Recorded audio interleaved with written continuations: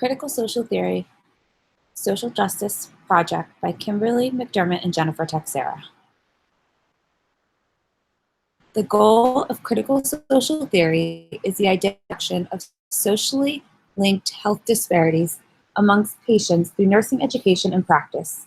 This practice studies the differences between people in relation to their socially determined statuses, applied through the medical lens.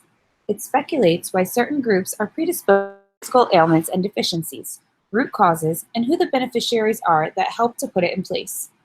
In critical social theory, we need to understand that social injustice doesn't exist in the ether.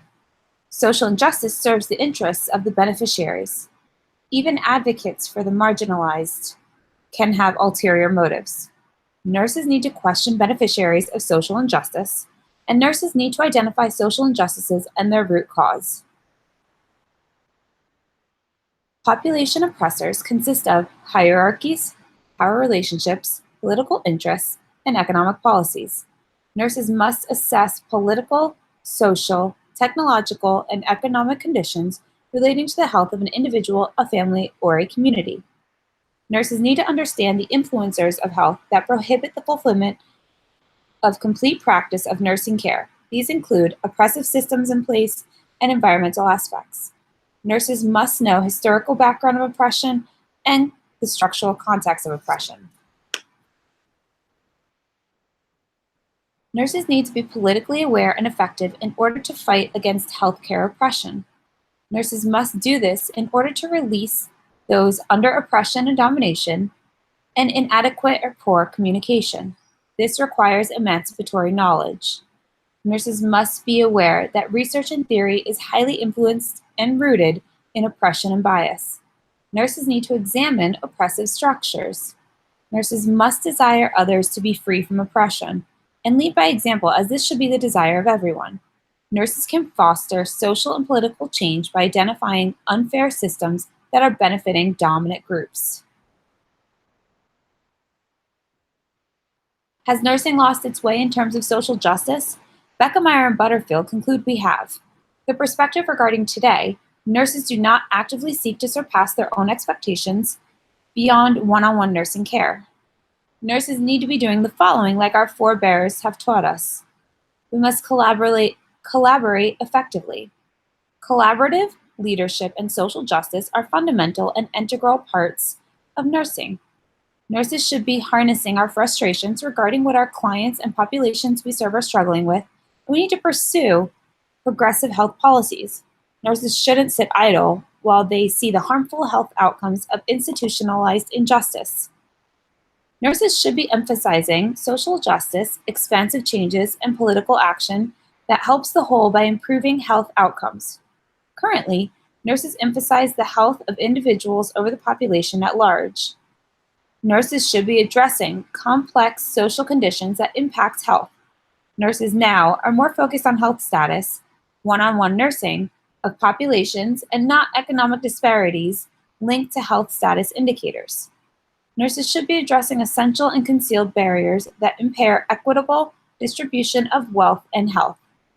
Nurses should be fighting for the empowerment of others, their access to quality healthcare, and influencing progressive reforms. Currently, nurses aren't using our collective power like we should.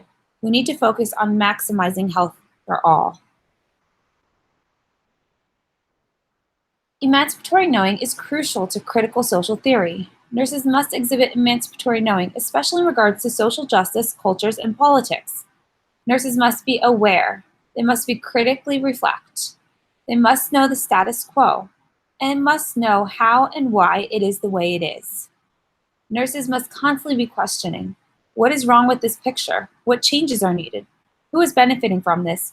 What are the barriers to freedom?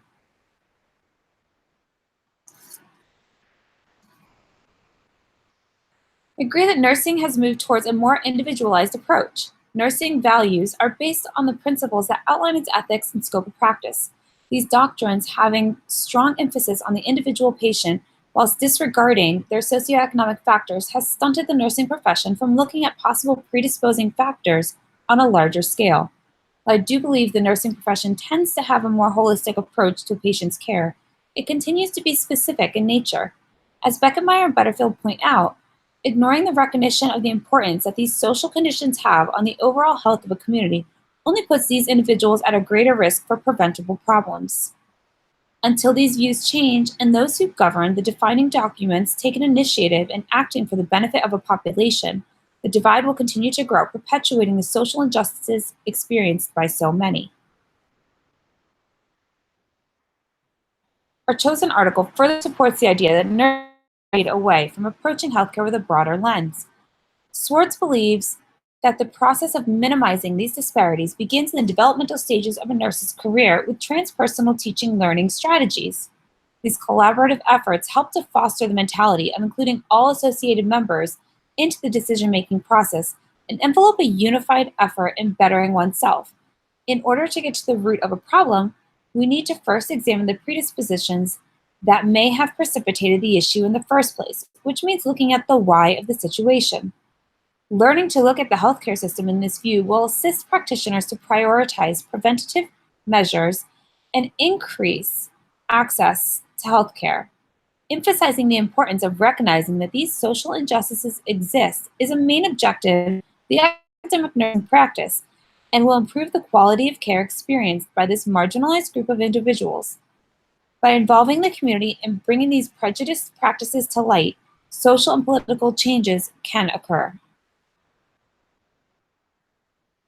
In conclusion, understanding the critical social theory as it applies to nursing is an important aspect of enhancing the well-being of our communities. Recognizing these vulnerable groups and intervening early can help to prevent many of the advanced conditions they are currently dealing with. There needs to be a greater emphasis on health promotion rather than treatment.